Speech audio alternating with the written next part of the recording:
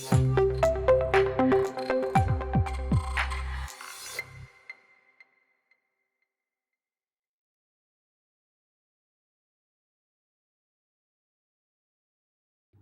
Students, आज मैं आपको फ्लैट रूफ पे जो कवरिंग्स लगती हैं उसको बारे में बताऊंगा।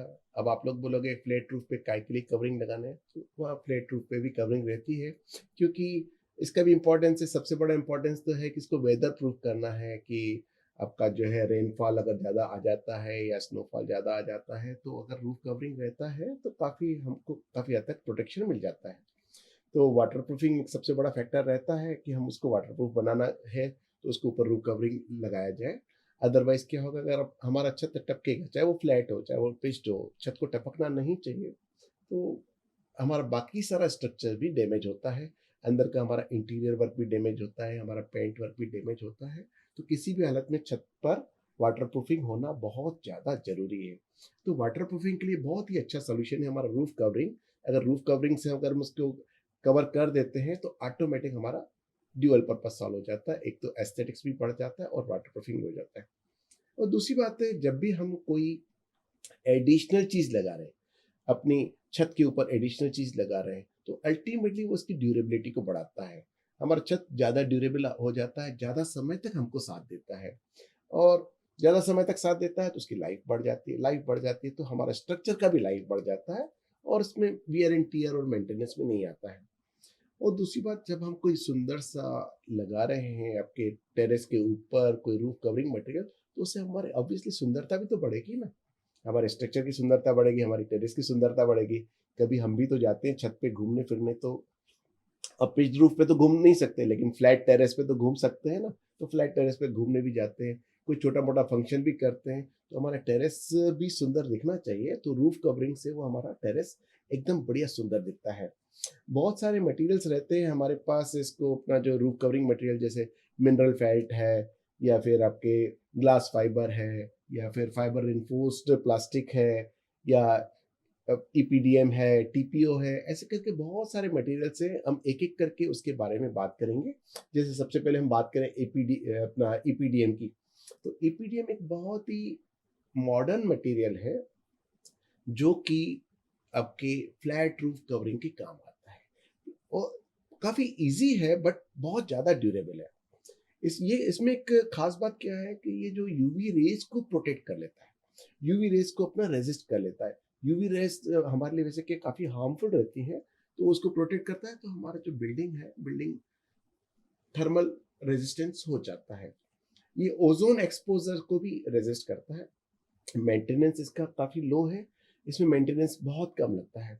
इंस्टॉलेशन एकदम ईज़ी है, आपकी बनी बनाई शीट्स आती हैं, आप उनको उसके ऊपर इंस्टॉल की दीजिए, कर दीजिए आपके फ्लैट टेरेस पे, ईज़ी है। फिर इसी से एक मिलता-जुलता एक और मटेरियल आता है जिसको टीपीओ बोलते हैं, दैट इज़ थर्मोप्लास्टिक रहता है यूजुअली। तो थर्मोप्लास्टिक में जो गुण रहता है, ये फायर रेजिस्टेंट रहता है, इलेक्ट्रिकल रेजिस्टेंट भी रहता है। इसमें काफ़ी चीज़ें रहती हैं और एक साथ ही वाटर प्रूफ भी रहता है और ईपीडीएम भी वाटर प्रूफ रहता है। ये दोनों में एक्सीलेंट वाटर प्रूफिंग क्वालिटीज़ रहती है। और ये प्लास्टिक्स हैं एक्चुअली, बट मॉडिफाइड प्लास्टिक्स हैं। मॉडिफाइड प्लास्टिक्स इसलिए कहूँगा कि ये आपको कंबस्टेबल नहीं है, फायर रेजिस्टेंट है अच्छे खासे, दिक्कत भी नहीं आती है लगाने में। और दूसरी बात, इसमें टीपीओ में एक और खास बात क्या है कि पंक्चर रेजिस्टेंस है, यानी इसमें छेद नहीं पड़ता है। छेद नहीं पड़ता, इसलिए आपको वियर एंड टियर काफ़ी कम आता है। थर्मल रेजिस्टेंस होने के कारण आपका स्ट्रक्चर का कूलिंग कास्ट भी काफ़ी कम आता है, क्योंकि ये सनलाइट को भी रिफ्लेक्ट कर सकता है। तो सनलाइट को रिफ्लेक्ट करेगा तो आपका छत कम गर्म होगा, छत कम गर्म होगा तो आपके कमरे कम गर्म होंगे, कम गर्म होंगे तो आपको ठंडा करने के लिए खर्चा कम करना पड़ेगा। दूसरा, हमारे पास एक जो है वो common material, that is PVC. PVC से भी हम अपना फ्लैट रूफ को कवर कर सकते हैं। पीवीसी एक वर्सेटाइल मटेरियल है, उसको उपयोग बहुत जगह पर होता है, तो इसको हम टेरेस पे भी यूज कर सकते हैं। ये क्या, स्क्रैच रेजिस्टेंस होने के साथ साथ एक केमिकल रेजिस्टेंस भी है। और इसलिए जो अगर एसिड रेन वगैरह आती है तो हमारा फर्श खराब नहीं होता है। पॉल्यूटेंट्स रेजिस्टेंट भी है, तो पॉल्यूटेंट्स भी अगर आते हैं तो हमारे फर्श को खराब नहीं करते हैं।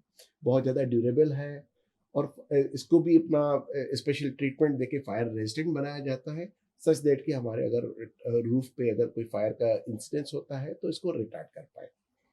बिल्ट अप फ्लोर्स रहते हैं जो पतली पतली डामर की शीट्स को अपना चिपका के और उनको कंप्रेस करके बनाए जाते हैं, इनको हम बिल्ट अप फ्लोर्स को कहते हैं। ये बहुत ही कॉस्ट इफेक्टिव इकोनॉमिकल पड़ते हैं, लेकिन इसका वाटर प्रूफिंग क्वालिटी एकदम फर्स्ट क्लास रहती है, एकदम बहुत ही बेस्ट वाटर प्रूफिंग रहते हैं मटेरियल। ये इजीली इंस्टॉल किए जा सकते हैं आसानी से। मेंटेनेंस इनका भी लो है, कोई बहुत ज़्यादा मेंटेनेंस नहीं है, थोड़ी ड्यूरेबिलिटी कम है, बाकी फ्लेक्सिबल बहुत ज़्यादा है। आराम से आप इसको कहीं पर भी आप इसको लगा सकते हो। आपको शीट्स में मिलते हैं, रोल्स में मिलते हैं, आप अकॉर्डिंगली आपके रूफ की मेजरमेंट लेके उसको वैसे आपको कर सकते हो। एप्लीकेशन भी इसके फ्लेक्सिबल है, सिर्फ रूफ पे नहीं, आप दूसरी जगह पर भी इसको लगा सकते हो। ड्यूरेबल काफ़ी रहता है और इसका जो रिपेयर एंड मेंटेनेंस भी काफ़ी ईजी है। एक और मटेरियल आता है जो बहुत ही ज़्यादा वाटरप्रूफ है, वो टार्च ऑन फेल्ट। यूजुअली जो फेल्ट रहता है, मतलब जो बिट्यूमिन से बनी हुई चीज़ों को हम फेल्ट बोलते हैं। तो ये जो फेल्ट है, ये भी एक डामर की शीट्स रहती है, बट थोड़ी हार्ड एंड ड्यूरेबल। इसको टार्च ऑन फेल्ट इसलिए बोला कि इसको बॉटम से गर्म करते हैं, गर्म करके इसको पिघलाते हैं, पिघलाने के बाद इसको छत पर चिपकाते हैं।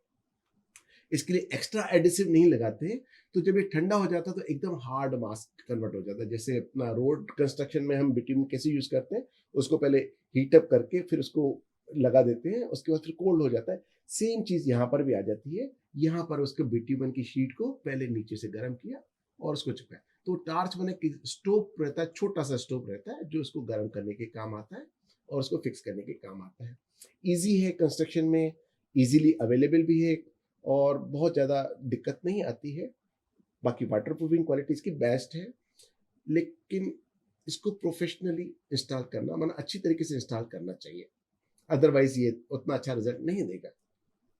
एक बिल्ट अप फ्लोर और आता है जिसको मास्टिक एसफाल्ट बोलते हैं। एक बहुत ही ड्यूरेबल और बहुत ही अच्छा वाटर प्रूफ है।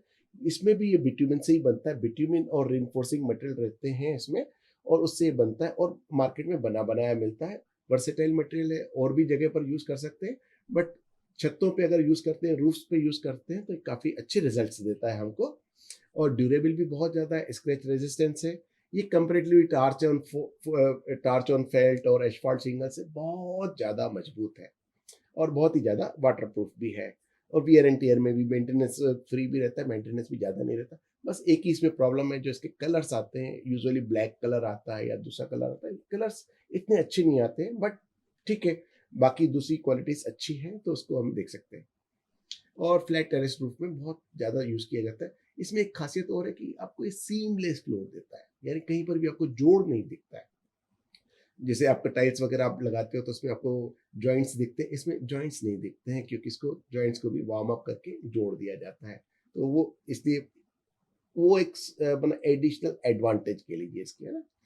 नाउ जीआरपी जो है ग्लास रिइंफोर्स्ड प्लास्टिक, यानी प्लास्टिक को ग्लास फाइबर से रिइंफोर्स करके जो एक शीट लगा दी जाती है, उसको हम बोलते हैं जीआरपी।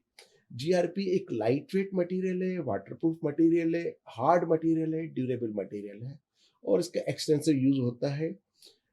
वाटरप्रूफिंग क्वालिटी तो है ही है, साथ ही साथ ये थर्मल इंसुलेशन की भी प्रॉपर्टी देता है। तो इससे हमको हमारा जो छत कम गर्म होता है, तो नीचे हमारा कूलिंग का खर्चा कम आता है। एक हमारे पास फिर एक और मटेरियल है जिसको हम बोलते हैं फाइबर ग्लास। फाइबर ग्लास आप लोग जैसे जानते हैं कि फाइबर ग्लास के फाइबर से ही बनता है, और ये मटेरियल भी छत पे अपना रूफ टेरेसिंग पे लगाया जाता है, टेरेस के ऊपर लगाया जाता है। ये भी काफ़ी लाइट वेट, काफ़ी हार्ड, काफ़ी ड्यूरेबल, काफ़ी स्ट्रांग मटेरियल है, और थर्मल इंसुलेशन का भी काम करता है।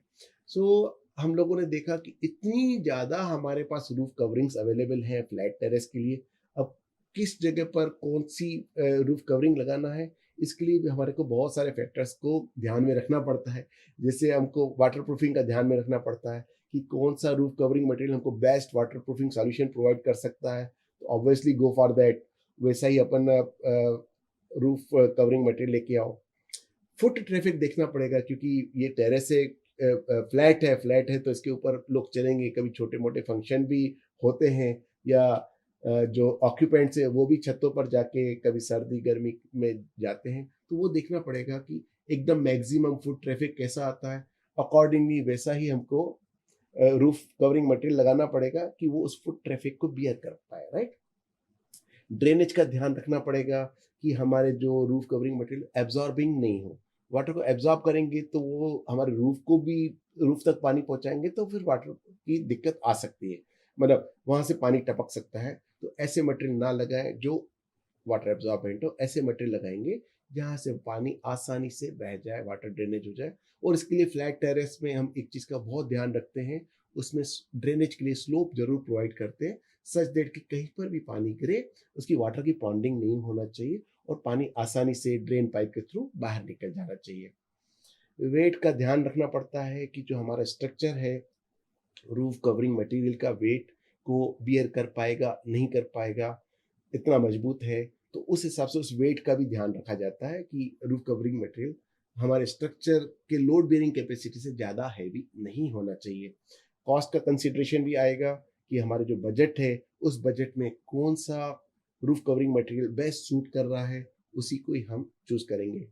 ड्यूरेबिलिटी तो ऑब्वियसली हमको चाहिए ही चाहिए, क्योंकि हम एक दिन के लिए मकान नहीं बना रहे, रहना है 40-50 साल उस मकान में रहना है। तो हम नहीं चाहेंगे कि हमारी छतें बार बार टपके और हमको छतों को बार बार रिपेयर कराना पड़े या छतों को बार बार नया बनवाना पड़े। तो ऐसा कोई भी नहीं चाहेगा। तो हम रूफ कवरिंग मटेरियल ऐसा ही लेंगे जो ड्यूरेबल हो। ड्यूरेबिलिटी मतलब उसकी देखना ही पड़ेगी। तो कॉस्ट और ड्यूरेबिलिटी में हमको ट्रेड ऑफ करना ही पड़ेगा। एस्थेटिक्स, सुंदरता तो चाहिए ही चाहिए, क्योंकि मैंने कहा फ्लैट टेरेस है, फ्लैट टेरेस है तो वहाँ पर हम लोग खुद जाएंगे, ऑक्यूपेंट्स जाएंगे या कभी बाहर के मेहमान लोग आएंगे, तो उसकी सुंदरता रहना चाहिए, एस्थेटिक्स व्यू अच्छे आना चाहिए। मेंटेनेंस कम से कम होना चाहिए। कोई भी हमारा बिल्डिंग कंस्ट्रक्शन मटेरियल हो, हमको बिल्डिंग कंस्ट्रक्शन मटेरियल में इनिशियल कॉस्ट भले ही थोड़ी ज़्यादा है, लेकिन इस चीज़ का जरूर ध्यान देना चाहिए कि उसमें मेंटेनेंस कम से कम आए। तो वो चीज़ का हम यहाँ पर भी ध्यान रखेंगे कि हमारा जो रूफ कवरिंग मटेरियल है वो मेंटेनेंस कम से कम खाए। सो स्टूडेंट्स, आज हमने फ्लैट टेरेस रूफ के बारे में, उसके ऊपर कौन कौन से रूफ मटेरियल लगाना चाहिए उसके बारे में बात किया, और ये रूफ कवरिंग मटेरियल क्यों लगाना चाहिए इसके बारे में बात किया। अब आपके पास जब भी ऐसा कोई डिज़ाइन आएगा तो आपको ये लेक्चर काफ़ी यूज़फुल लगेगा और आप इसको अपने उसमें यूज़ करोगे। Thank you very much.